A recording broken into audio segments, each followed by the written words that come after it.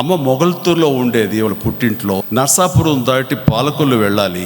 అక్కడ నాన్నగారు అక్కడ థియేటర్లో చూపించి తీసుకురావు. కష్టం, జట్కా బండిలో వెళ్ళాలి, బస్సు పెద్ద వసతి లేదు, ఎప్పుడో కానీ ఆ రోడ్ అంటే రావు. ఏమైనా సరే తీసుకెళ్ళినట్టు జట్కా బండి ఏర్పాటు చేశారు. ఆ సినిమా రోజులు మారాయి, పెద్ద సూపర్ హిట్ సినిమా రోజులు. అండ్ జట్కా బండిలో వెళుతూ ఉంటే ఆ గతుల రోడ్డు మీద 25-30 ఫీట్ వెడల్పు లేని ఆ రోడ్లో సరిగ్గా అనుకోకుండా అప్పుడే నర్సాపురం నుంచి ఒక బస్సు మొగల్తూరు వైపు ఎదురు వస్తుంది.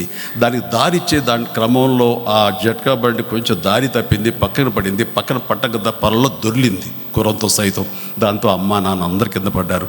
నాన్న కంగారు, కడుపుతో ఉంది, ఏమైపోతుంది ఏంటంటే గవ్వ అమ్మని లేవదీసి అన్ని రకాల సపరీలు చేసి ఎట్లా ఉంది ఏంటంటే పర్వాలేదు బాగానే ఉంది అంతే అంది.